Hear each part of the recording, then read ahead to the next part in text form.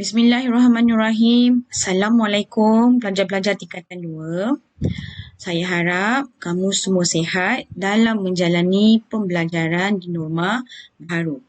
Baik, hari ini kita nak bincang bab 6, iaitu telekomunikasi di Malaysia. Kamu boleh rujuk buku aktiviti muka surat N19. Baik. Apa maksud telekomunikasi, kelas? Dalam buku aktiviti ada dinyatakan maksud telekomunikasi. Tele bermaksud sangat jauh. Komunikasi pula bermaksud proses untuk menghantar informasi atau sesuatu berita yang melibatkan masyarakat. So, bila kita bercerita tentang telekomunikasi, perlu ada penyampai maklumat dan penerima maklumat. Okay? So, barulah berlakunya satu komunikasi atau interaksi. Okay? So, telekomunikasi ialah alat atau sistem penghantaran informasi yang melibatkan jarak yang sangat jauh. So, bila kita bercerita tentang alat, mari kita lihat antara alat-alat yang digunakan dalam komunikasi daripada zaman dulu sampai sekarang. Okey, kalau kamu rujuk buku aktiviti, ada dinyatakan beberapa contoh alat telekomunikasi. Daripada telegraf, telefon dan sebagainya lah.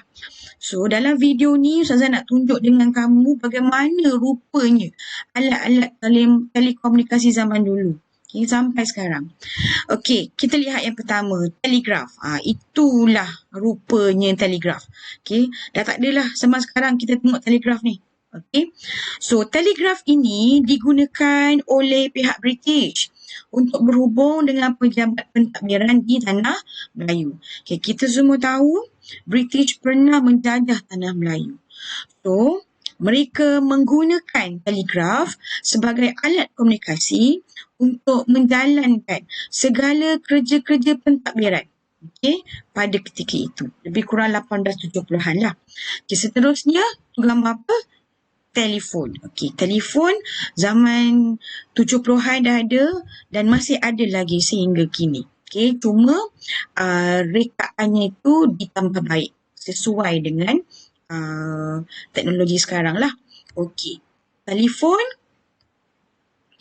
adalah talian tetap yang menjadi alat komunikasi sangat penting kerana penggunaan dan permintaan yang sangat ketara. So maksudnya pada zaman 70-an tu kebanyakan rumah semua ada telefon. Senang nak berkomunikasi dan menyampaikan maklumat. Terusnya mesin telex. Nampak gambar rajah ni? Dia lebih kurang macam typewriter lah. Kalau kamu tanya mak ayah kamu, mesti mereka tahu apa dia typewriter. Dia ada button yang banyak kat sini. So, apa function mesin ni? Ia adalah jaringan teleprinter yang mirip jaringan telefon yang berfungsi mengirim pesanan dalam bentuk teks. Kita nak sampaikan maklumat tapi dalam bentuk teks lah. So, kita boleh gunakan mesin ni. Seterusnya ialah mesin facsimile.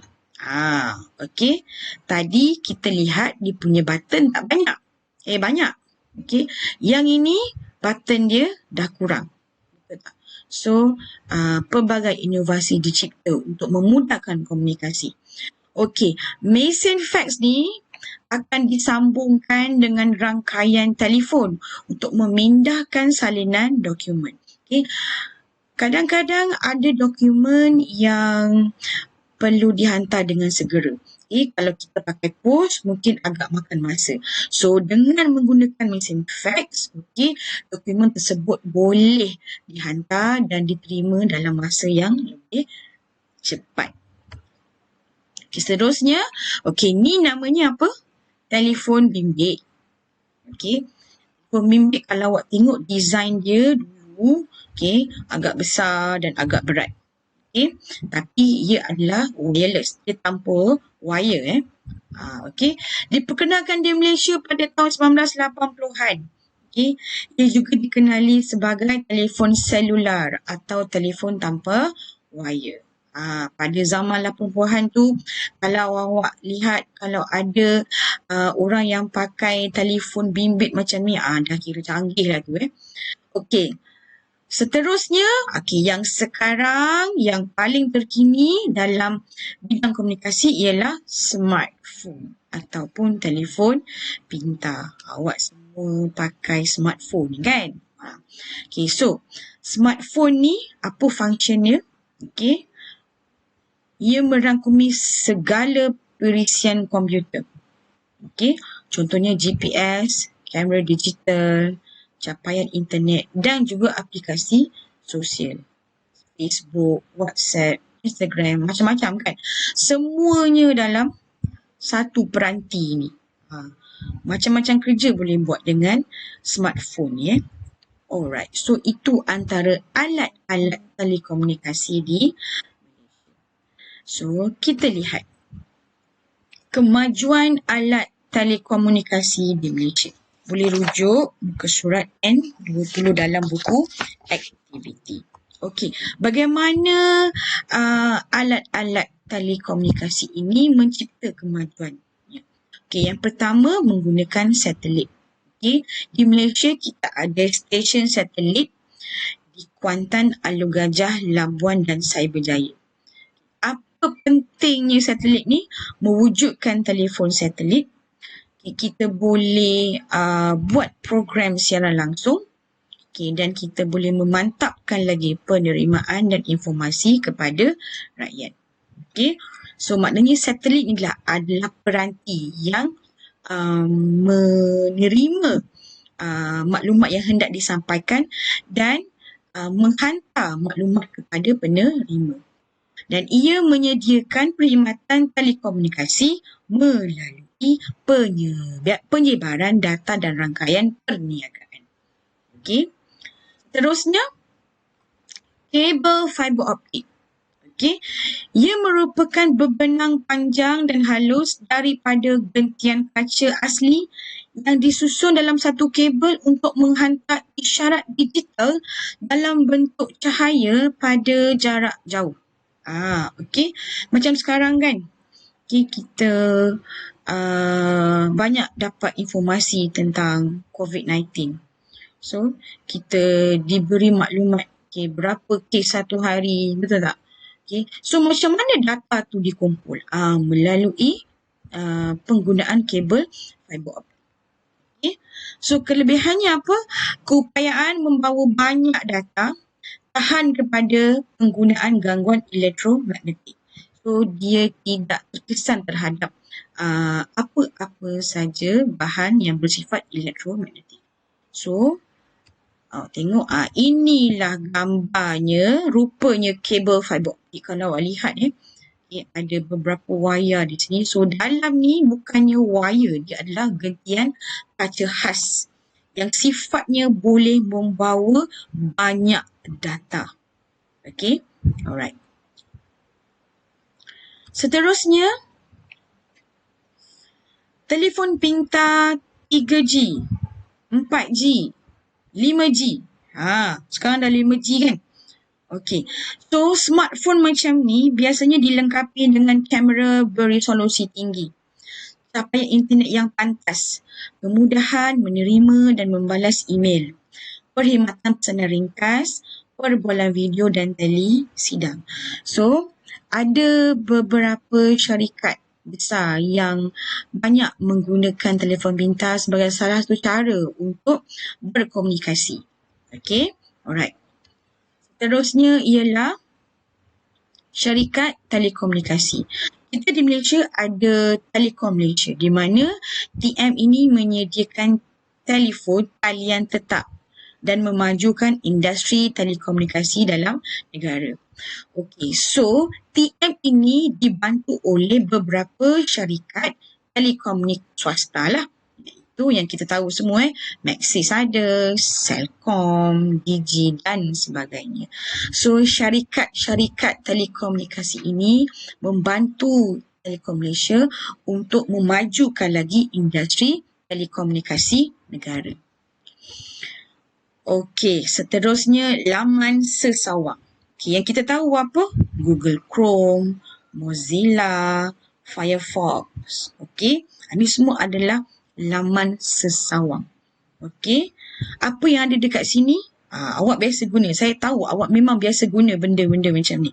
Okey, ini dilengkapi dengan perisian kerja-kerja menyimpan, mengubah, memproses, melindungi, memindah, melihat dan memperoleh maklumat. Okey, awak tekan, awak klik, semua ada dalam tu. Betul?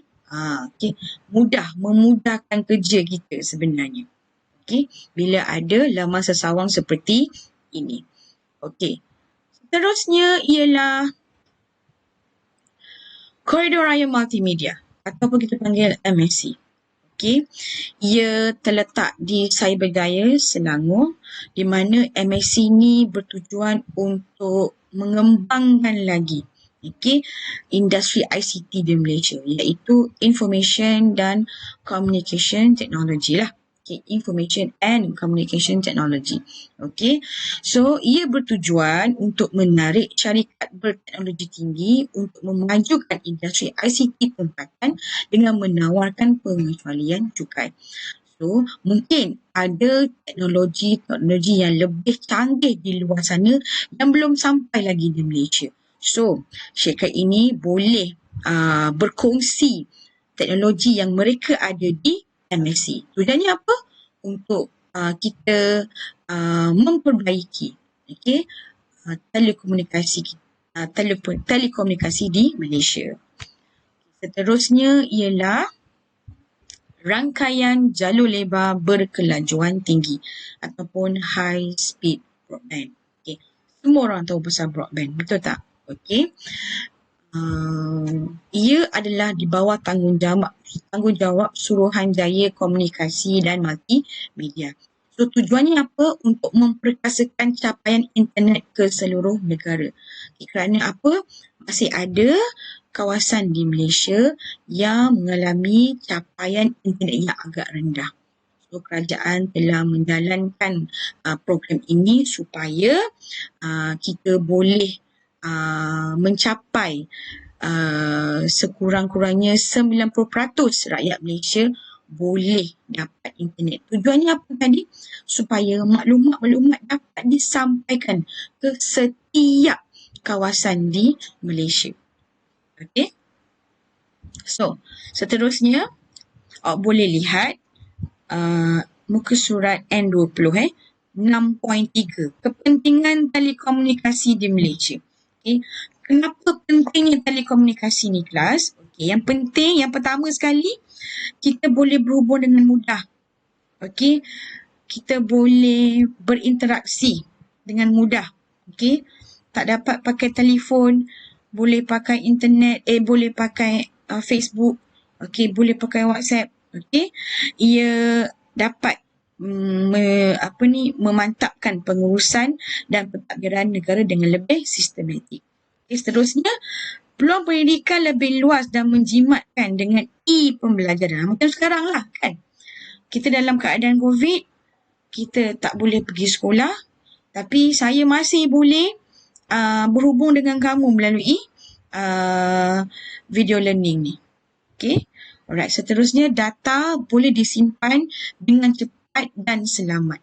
Okey, dalam pentadbiran kerajaan ada pelbagai data yang sangat banyak. So, penting untuk kita memperoleh satu teknologi komunikasi, supaya ia boleh memantapkan lagi perkhidmatan yang dijalankan dalam pentadbiran kerajaan. Okay. Seterusnya, kita boleh tengok siaran secara langsung. Okay. Dan dalam pada itu, kita juga boleh mengetahui keadaan cuaca di seluruh dunia. Okay. So, kamu boleh lihat, okay, banyak kepentingan telekomunikasi di Malaysia ni. Okay, so saya harap kamu faham tajuk ni. Okay, dan jika ada apa-apa pertanyaan, kamu boleh terus bertanya dengan saya. Okay, so saya akan sambung tajuk ini untuk di masa yang akan datang. Okay. So, saya jumpa kamu lagi insyaAllah di next video lah. Okay. Assalamualaikum dan selamat belajar.